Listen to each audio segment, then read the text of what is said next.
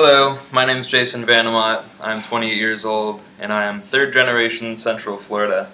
I come from kind of a mixed social background. My mom came from kind of a wealthy California family, and my dad was more of a grassroots from Iowa, kind of started with nothing and had to work his way up. So my parents tell stories about how, like, when they got their first apartment together in Sanford, they couldn't really afford furniture and they slept on the floor and stuff like that. They really had to work for everything they had. My dad was really smart and ambitious. He went to college and got into the technology scene right when it was emerging, basically. And he basically had to climb the ladder and worked his way up for everything that he has. And nowadays he works for EA Sports, making the Madden football games. You can see his name in the credits and everything, which is kind of cool. My parents were always really smart with money. Like, my mom was really good at budgeting, like for groceries and stuff like that. She would always do couponing and stuff like that before. Like, nowadays it's kind of a big thing, but back then it was something that we did to survive. And my dad was always really good at saving money, like by learning how to do things on his own. Like, if the plumbing or the electricity was acting up, he would learn how to fix things on his own instead of hiring experts to come in and overcharge for all that stuff. We actually had one family car, which was a little Chevy Spectrum, just a little four-door, but our whole family would fit into that thing, and we would drive from Florida to Texas, where we lived for a couple of years. And that car was passed down, like it became the car that my brother and sister drove to high school and eventually to college too, back when this was Seminole Community College, and both my brother and sister went here previously. So as far as gender goes, like, I felt privileged to have been a boy because I was able to participate in the Boy Scouts of America, which is something that I did from a young age. And it's those values that I learned from that group have really helped me become a more well-rounded adult, I think. The Cub Scout motto is do your best, and the Boy Scout motto is be prepared. And those have been kind of mottos for me to kind of live my life by, and they've kind of done me good so far. So here we are. Let's see how the future goes. Hello, my name is Chris Healy. I'm 35 years old, and I'm originally from Spanish Lake, Missouri. Spanish Lake is a suburb just north of St. Louis, and I grew up there in the 80s and the early 90s. And while I was there, there was a large upheaval. It was a migration of race and of economic means at the same time.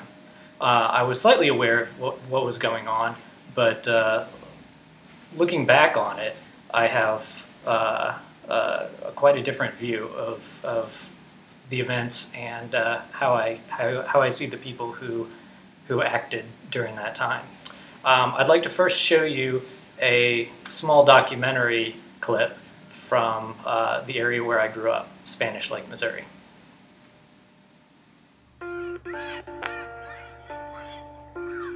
Spanish Lake was the place I grew up. You could walk anywhere at any time and say hi to anybody. I could go out after eating supper and I didn't have to be home till dark. Middle-class Americans moved here to raise their families. 1950s to 1980s America. Yesterday, the federal government filed suit against the St. Louis suburb to accept an integrated low-income apartment. Romney will decide where the housing shall be. He'll use the Civil Rights Act as a club to beat them into submission. The federal government will not require wealthy suburban communities to accept housing projects for the poor. 3,000 apartment units. Subsidized housing. Guaranteed money to these apartment owners. When the first blacks moved in, and that's when the fighting started. 4 or 5 years, like the whole neighborhood just emptied out. Running out of here 100 miles an hour for some reason. It's not because black people moved in that white people left. It's a human fear of poverty. It's greater than the fear of race. So it had to do with money. I think it's a governmental push. At the time I lived in Spanish Lake, it was a very non-diverse community. It was primarily white, primarily Catholic, being St. Louis, and primarily middle class. As I grew up there, more and more low-income people came in due to the Section 8 housing, as well as subsidies. While I don't think that a lot of people left the area primarily because of race reasons, I think fear of the increasing crime as well as the plunging property values caused a lot of people to leave. While I was in high school and seeing this going on around me, I was very judgmental. I thought that these people were racist, that they were giving up on our community, and they're contributing to the problem. Now 20 years later, as I look back on this, myself being a homeowner, I can understand some of their fears. If my house started losing value very quickly and people started getting their homes broken into or assaulted, I probably would consider moving out of an area too. And I probably wouldn't be too concerned with how it would affect my neighbors in the community at the time. So now looking back on this, I guess I can say that maybe I don't hold people in such a negative light as I did back then. But at the same time, it was such a horrible experience. I feel like you can never go home again when you see something like that happen to your community. Hi, my name is Tequila Brown. I am 28 years old, born and raised in Boynton Beach, which is West Palm Beach County, for those who don't know. And I'm going to talk about the social stratification, which is something that I don't believe in. The people of upper hand, or the ones that have the upper power, wants to put us in categories, upper, lower, and middle class, which I don't believe in, because there is someone above them. Those who believe in God know that God, He is above all, and He doesn't see us as upper, lower, or middle class. He sees us as all equal. So therefore, I don't believe in it. Even though growing up, I'm a girl, the only girl of 3 boys, and we pretty much had everything we wanted, and it's still like that till this day. Being the only girl has made me who I am today, because I'm very independent. I like to have my own.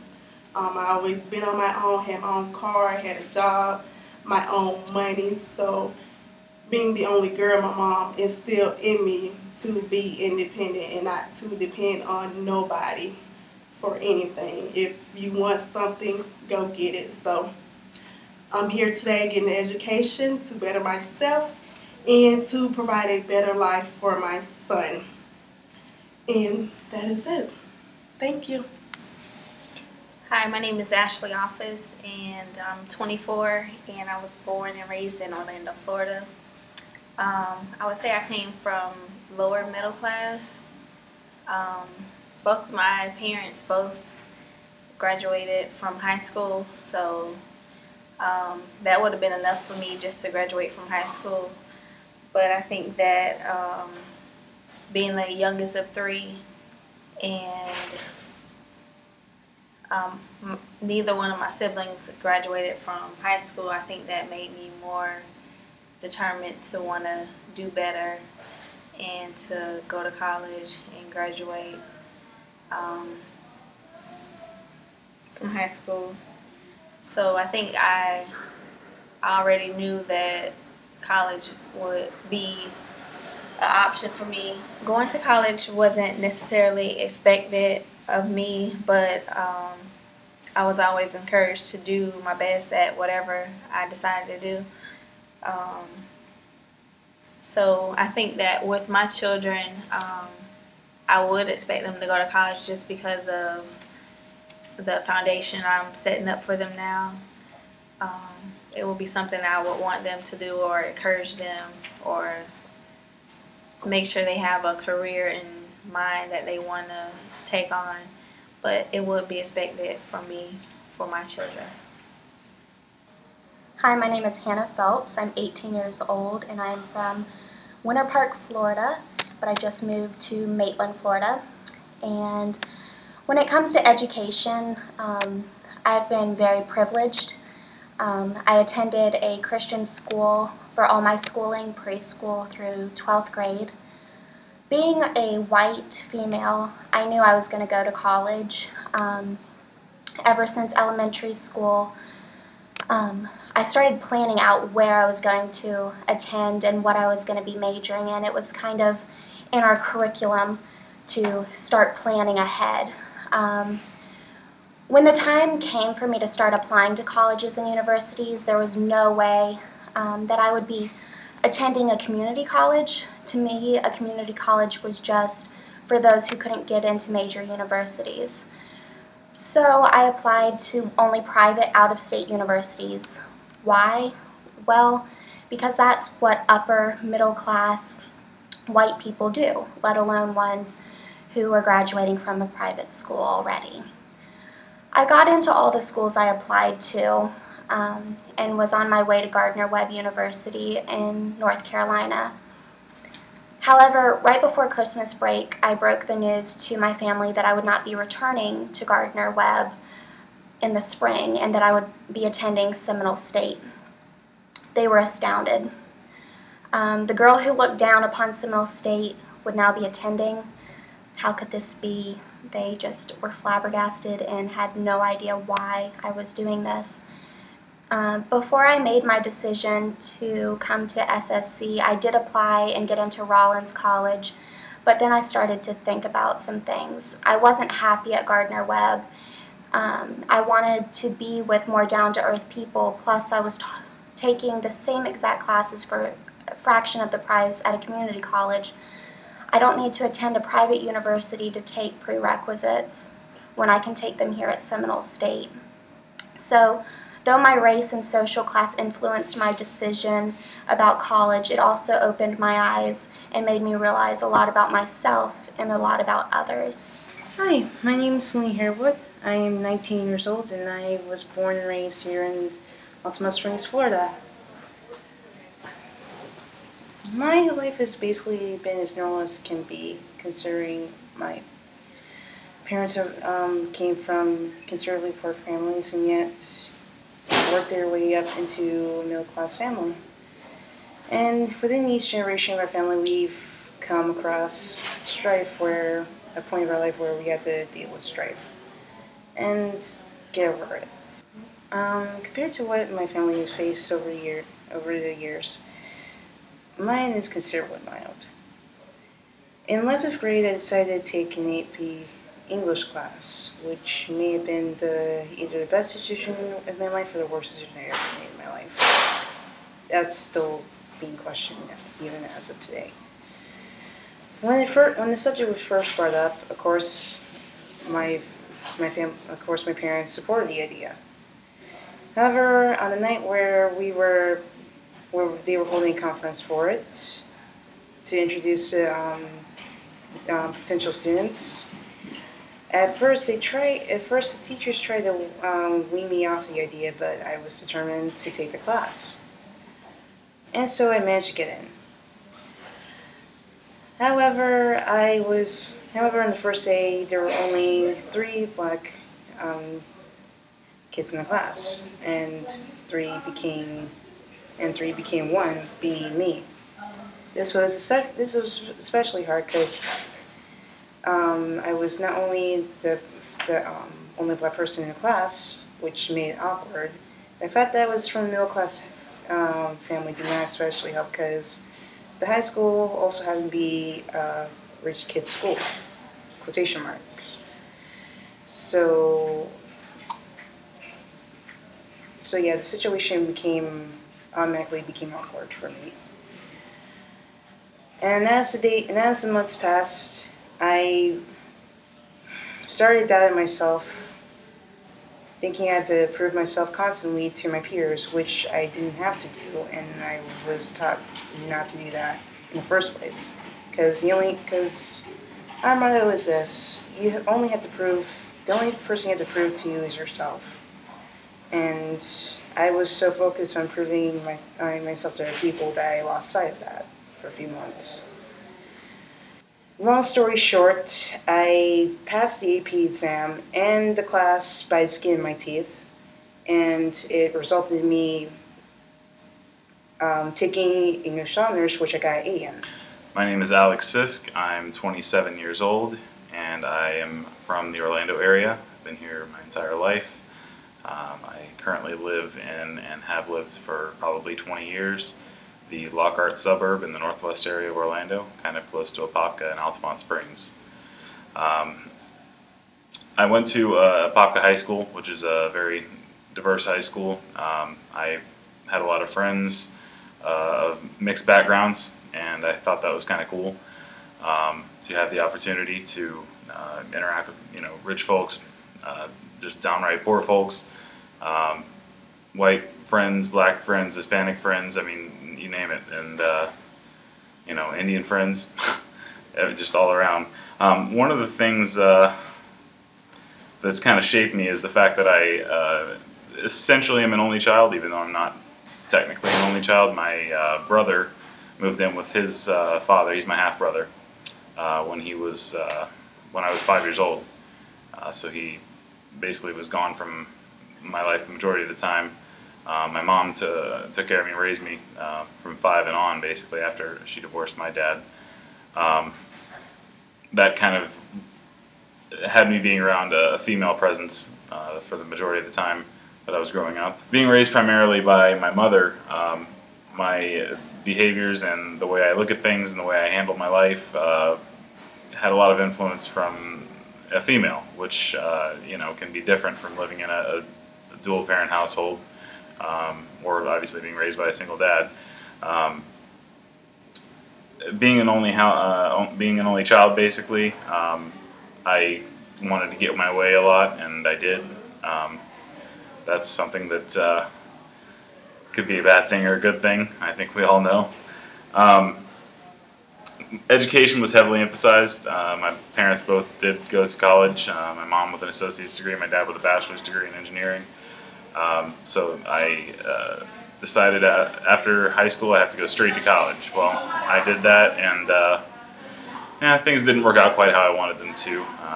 Joined a fraternity at UCF, partied nonstop, didn't really pay attention to the class part, and so that didn't go so well. Here I am years later, decided to go back to school and finally get something going, so that's what's going on now. One of the things that shaped the person I've become would be really just a lot of the diversity growing up. Apopka High especially has a fusion of many different races and socioeconomic groups. Being involved in that helped me to learn how to relate to people, learn how to not necessarily be afraid to go into a group of any kind and just try to make myself meld. As I got older and I did go to college, that helped me not be so I guess on the edge and able to mix myself well. That's why I joined a fraternity, and maybe that was my downfall in a way. Not really doing so well in school right out of high school, but oh well. So yeah, that's my life up until this point, and overall the takeaway would be that I feel like I'm a tolerant person, and I think that I got a lot of that from my mom, and from my experiences at kind of a diverse background in education. Yeah, that's it.